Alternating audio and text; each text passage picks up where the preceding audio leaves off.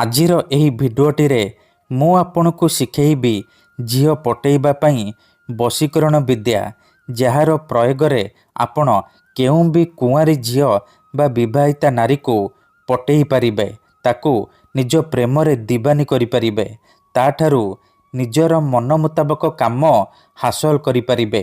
ଏଥିପାଇଁ ଆପଣଙ୍କୁ ବେଶୀ କିଛି କରିବାକୁ ପଡ଼ିବନି। କେବଳ ଚୁପଚାପ 4ଟି ତୁଳସୀ ପତ୍ର ଏହି ଜାଗାରେ ରଖିବାର ଅଛି। ତାପରେ ଦେଖିବେ କିପରି ସେ ଝିଅ ବା ନାରୀ ଆପଣଙ୍କ ଆଡ଼କୁ ଆକର୍ଷିତ ହେବାକୁ ଲାଗିବ, ଆପଣଙ୍କୁ ଭଲ ପାଇବାକୁ ଲାଗିବ। ଆପଣ ତାକୁ ଯାହା କହିବେ ସିଏ କରିବ। ଯଦି ଆପଣ କେଉଁ ଝିଅ ବା ପଡ଼ିଶା ଘର ସୁନ୍ଦରୀ ଭାଉଜକୁ ମନେ ମନେ ଭଲ ପାଉଛନ୍ତି, କିନ୍ତୁ ଯେତେ ଚେଷ୍ଟା କଲେ ମଧ୍ୟ ତାକୁ ପଟେଇ ପାରୁନାହାନ୍ତି, ତା ପଛରେ ଗୋଡ଼େଇ ଗୋଡ଼େଇ ଥକିଗଲେଣି, ହେଲେ ସେ ଝିଅ ବା ନାରୀ ଆପଣଙ୍କୁ ଭାव ଦେଉନି, ଆପଣଙ୍କୁ ଦେଖିଲେ ଅଣଦେଖା କରୁଛି। ତେଣୁ ଯଦି ଆପଣ ଏହିସବୁ ସମସ୍ୟାର ସମାଧାନ ଚାହୁଁଛନ୍ତି, ସେ ଝିଅ ବା ନାରୀକୁ ପଟେଇବାକୁ ଚାହୁଁଛନ୍ତି, ତାକୁ ନିଜ ପ୍ରେମରେ ଦିବାନୀ କରି ତାଠାରୁ ନିଜର ମନ ମୁତାବକ କାମ ହାସଲ କରିବାକୁ ଚାହୁଁଛନ୍ତି, ତେବେ ଆଜିର ଏହି ଭିଡ଼ିଓଟି ଆପଣଙ୍କର କାମରେ ଆସିବ। କାରଣ ଆଜିର ଏହି ଭିଡ଼ିଓଟିରେ ମୁଁ ଆପଣଙ୍କୁ ଶିଖେଇବି ବିନା ମନ୍ତ୍ର ତନ୍ତ୍ରରେ ଏମିତି ଏକ ଶକ୍ତିଶାଳୀ ବଶୀକରଣ, ଯାହାର ପ୍ରୟୋଗରେ ଆପଣ ସେ ଝିଅ ହେଉ ବା ବିବାହିତା ନାରୀକୁ ଅତି ସହଜରେ ପଟେଇ ପାରିବେ। ବର୍ଷ ବର୍ଷ ଧରି ଭାଙ୍ଗି ଯାଇଥିବା ପୁରୁଣା ପ୍ରେମକୁ ଫେରାଇ ଆଣିପାରିବେ। ଯଦି କେଉଁ ଝିଅ ଆପଣଙ୍କୁ ଧୋକା ଦେଇଛି, ଛାଡ଼ି ପଳେଇଛି, ତେବେ ଏହି ବଶୀକରଣ ଗୋଟିଏ ଥର କରନ୍ତୁ। ସେ ଝିଅ ଯେତେ ଦୂରରେ ଥିଲେ ମଧ୍ୟ ରାତି ଦିନ ଆପଣଙ୍କ କଥା ଭାବିବ, ନିଜେ ଆସିବ, ଆପଣଙ୍କ ସହିତ କଥା ହେବ, ଆପଣଙ୍କୁ ଭଲ ପାଉଛି ବୋଲି କହିବ, ଆପଣଙ୍କୁ ନ ଦେଖି ରହିପାରିବନି। ତେବେ ଏହି ବଶୀକରଣ କରିବା ସବୁଠାରୁ ସହଜ। କେହି ବି ଏହି ବଶୀକରଣ ଅତି ସହଜରେ କରିପାରିବେ। ବିନା କୌଣସି ପଇସା ଖର୍ଚ୍ଚ କରି ଆପଣ ଘରେ ବସି ବସି ଏହି ବଶୀକରଣ କରିପାରିବେ। କିନ୍ତୁ ବଶୀକରଣ କରିବା ପୂର୍ବରୁ ମୋର ଗୋଟିଏ ଛୋଟିଆ ଅନୁରୋଧ ଶୁଣି ନିଅନ୍ତୁ। ଆମର ବହୁତ ସାରା ଦର୍ଶକ ବନ୍ଧୁମାନେ ଆମକୁ କମେଣ୍ଟ କରୁଛନ୍ତି କି ଗୁରୁଜୀ, ଆପଣଙ୍କର ମନ୍ତ୍ର କାମ କରୁନି। ତେଣୁ ମୋର ସେହି ବନ୍ଧୁମାନଙ୍କୁ ଅନୁରୋଧ କି ଆପଣ ଭିଡ଼ିଓକୁ ଶେଷ ପର୍ଯ୍ୟନ୍ତ ଦେଖନ୍ତୁ। ଅଧାରୁ ଛାଡ଼ିକି ପଳେଇଲେ କିମ୍ବା କାଟି କାଟି ଦେଖିଲେ ଆପଣ କିଛି ବି ବୁଝିପାରିବେନି। ପରେ କହିବେ ଗୁରୁଜୀ, ଆପଣଙ୍କର ମନ୍ତ୍ର କାମ କରୁନି।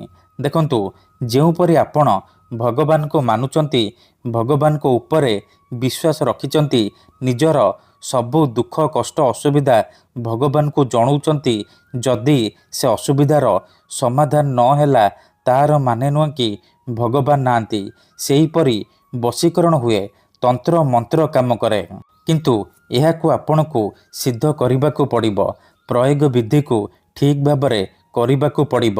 ତେବେ ଯାଇ ମୁଁ ଆପଣଙ୍କୁ ଗ୍ୟାରେଣ୍ଟି ଦେଉଛି, ଆପଣ ଗୋଟିଏ ଥରରେ ସଫଳ ହେବେ।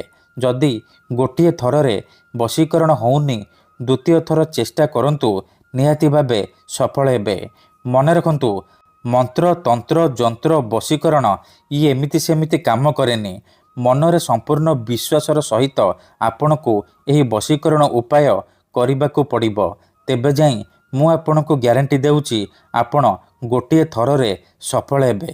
ଆଉ ଗୋଟିଏ କଥା, ଆମର ଏମିତି ବହୁତ ସାରା ଦର୍ଶକ ବନ୍ଧୁମାନେ ଅଛନ୍ତି, ଯେଉଁମାନେ ଆମକୁ କହୁଛନ୍ତି କି ଗୁରୁଜୀ, ଆପଣ ଆମର କାମ କରିଦିଅନ୍ତୁ, ଆପଣ ଯେତେ ପଇସା ମାଗିବେ ଆମେ ଦେବୁ। ହଜାର ହଜାର ଟଙ୍କା ଯାଚୁଛନ୍ତି। ଦେଖନ୍ତୁ, ଆମର ଏହି ଚ୍ୟାନେଲରେ ବହୁତ ସାରା ବଶୀକରଣ ଭିଡ଼ିଓ ଅପଲୋଡ଼ କରାଯାଇଛି, ଯାହାକୁ ଆପଣଙ୍କର ସୁବିଧା ପାଇଁ ଅପଲୋଡ଼ କରାଯାଇଛି, ଯାହାକୁ ଆପଣ ବିନା କୌଣସି ପଇସା ଖର୍ଚ୍ଚ କରି ଘରେ ବସି ବସି କରିପାରିବେ। ତେବେ ଆପଣ ପଇସା କ'ଣ ପାଇଁ ଖର୍ଚ୍ଚ କରିବେ? ଆପଣଙ୍କୁ ୟୁଟ୍ୟୁବରେ ଏମିତି ଅନେକ ଚ୍ୟାନେଲ ମିଳିଯିବ, ଯେଉଁମାନେ ମୋବାଇଲ ନମ୍ବର ଦେଉଛନ୍ତି, ତାବିଜ ବିକୁଛନ୍ତି, ବଶୀକରଣ କରିବେ କହିକି ପଇସା ଠକି ନେଉଛନ୍ତି। ତେଣୁ ଆପଣ ଭିଡ଼ିଓ ଦେଖନ୍ତୁ, ନିଜେ ଚେଷ୍ଟା କରନ୍ତୁ, କିନ୍ତୁ ଏହିସବୁ ଠକାମିରେ ପଡ଼ନ୍ତୁ ନାହିଁ। ତେବେ ଫ୍ରେଣ୍ଡସ୍, ବଶୀକରଣ କ'ଣ ପାଇଁ କରାଯାଏ? ଯଦି ଆପଣ କେଉଁ ଝିଅ ବା ବିବାହିତା ନାରୀ କିମ୍ବା କୌଣସି ପୁରୁଷକୁ ନିଜଠାରୁ ଅଧିକ ଭଲ ପାଉଛନ୍ତି ତା ବିନା ବଞ୍ଚିପାରିବେନି ଭାବୁଛନ୍ତି, ସେତେବେଳେ ଆପଣ ବଶୀକରଣ କରିପାରିବେ। କିମ୍ବା ଯଦି କେଉଁ ଲୋକ ବିନା କାରଣରେ ଆପଣଙ୍କୁ ହଇରାଣ କରୁଛି, ଆପଣଙ୍କର ଘର ପରିବାର ଉପରେ ଖରାପ ନଜର ପକାଉଛି, ତେବେ ଏହିସବୁ ସମସ୍ୟାର ସମାଧାନ କରିବା ନିହାତି ଦରକାର। କାହିଁକି ନା କେତେଥର ଏମିତି ହେଇଥାଏ କି ଆମର ଶତ୍ରୁ ଆମଠାରୁ ଶକ୍ତିରେ ଆଉ ପଇସାରେ ବଳବାନ ହେଇଥାଏ, ଆଉ ଆମେ ଚାହିଁକି ବି ତାର କିଛି କରିପାରୁନାହୁଁ। ଏହିପରି ପରିସ୍ଥିତିରେ ଆପଣ ବଶୀକରଣ କରିପାରିବେ। ଏଥିପାଇଁ ତନ୍ତ୍ରଶାସ୍ତ୍ରରୁ ମୁଁ ଆଜି ଆପଣଙ୍କ ପାଇଁ ସବୁଠାରୁ ଶକ୍ତିଶାଳୀ ବଶୀକରଣ ନେଇ ଆସିଛି। ଯଦି ଆପଣ ଏହି ବଶୀକରଣକୁ ଠିକ୍ ଭାବରେ କରିଦେଲେ, ତେବେ ମୁଁ ଆପଣଙ୍କୁ ଗ୍ୟାରେଣ୍ଟି ଦେଉଛି ଆପଣ ଯାହାକୁ ଚାହିଁବେ ତାକୁ ପଟେଇ ପାରିବେ। ଆପଣ ପସନ୍ଦ କରୁଥିବା ସୁନ୍ଦରୀରୁ ସୁନ୍ଦରୀ ଝିଅକୁ ନିଜର କରିପାରିବେ। ସୁନ୍ଦରୀ ପଡ଼ିଶା ଘର ଭାଉଜଠାରୁ ମନ ଚାହୁଁଥିବା କାମ ହାସଲ କରିପାରିବେ। ତେଣୁ ମନରେ କୌଣସି ଖରାପ ଉଦ୍ଦେଶ୍ୟ କିମ୍ବା କୌଣସି ଖରାପ କାମ ପାଇଁ ଏହି ବଶୀକରଣକୁ ପ୍ରୟୋଗ କରିବେନି। ଯଦି ଆପଣ ସତରେ ସେ ଝିଅକୁ ଭଲ ପାଉଛନ୍ତି, ତେବେ ହିଁ ଆପଣ ଏହି ବଶୀକରଣ କରିବେ। କାହିଁକି ନା ମାତ୍ର ଗୋଟିଏ ଥର ବଶୀକରଣ ହେବା ପରେ ସେ ଝିଅ ହେଉ ବା ସୁନ୍ଦରୀ ବିବାହିତା ନାରୀ ଆପଣଙ୍କର ସବୁ କଥା ମାନିବ। ଆପଣ ତାକୁ ଯାହା କହିବେ ସେ କରିବ। ତେଣୁ ଯଦି ଆପଣ ଏହି ବଶୀକରଣ କରିବାକୁ ଚାହୁଁଛନ୍ତି, ସେ ଝିଅକୁ ପଟେଇବାକୁ ଚାହୁଁଛନ୍ତି, ତାଠାରୁ ନିଜର ମନ ମୁତାବକ କାମ ହାସଲ କରିବାକୁ ଚାହୁଁଛନ୍ତି, ତେଣୁ ଦୟାକରି ଏହି ଭିଡ଼ିଓଟିକୁ ଶେଷ ପର୍ଯ୍ୟନ୍ତ ଦେଖନ୍ତୁ। ତେବେ ଯାଇକି ଆପଣ ସମ୍ପୂର୍ଣ୍ଣ ପ୍ରୟୋଗ ବିଧି ଜାଣିପାରିବେ। ଠିକ୍ ଅଛି?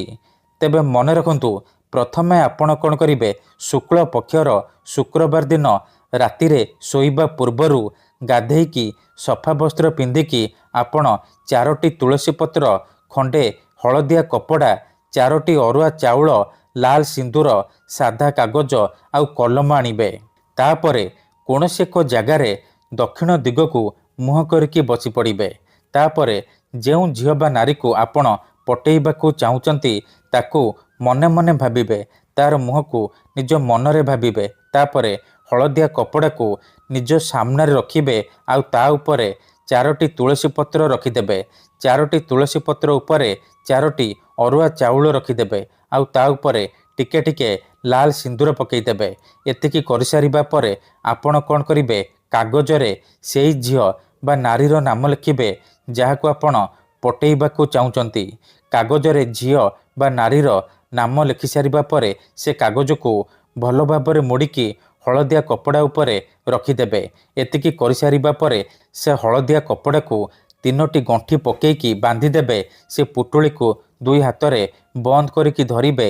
ସେଇ ଝିଅ ବା ନାରୀକୁ ମନରେ ଭାବିବେ, ତାର ନାମ 3 ଥର କହିବେ। ତାପରେ ସେ ପୁଟୁଳିରେ ଗୋଟିଏ ଥର ଫୁଙ୍କିଦେବେ। ତାପରେ ସେ ପୁଟୁଳିକୁ ନେଇକି ଯେଉଁ ଝିଅ ବା ନାରୀକୁ ଆପଣ ପଟେଇବାକୁ ଚାହୁଁଛନ୍ତି, ବଶରେ କରିବାକୁ ଚାହୁଁଛନ୍ତି, ତା ଘରର ମୁଖ୍ୟ ଦ୍ୱାର ବା ମୁଖ୍ୟ ଗେଟ୍ ପାଖରେ ରଖିଦେଇ ଚୁପଚାପ ଘରକୁ ଫେରିଆସିବେ। ଏତିକି କରନ୍ତୁ, ଗ୍ୟାରେଣ୍ଟି ଦେଉଛି ସେ ଝିଅ ହେଉ ବା ସୁନ୍ଦରୀ ଭାଉଜ ଆପଣଙ୍କର ବଶରେ ହେଇଯିବ। ଯାହା ଚାହିଁବେ ତାହା କରିବ। ଧନ୍ୟବାଦ।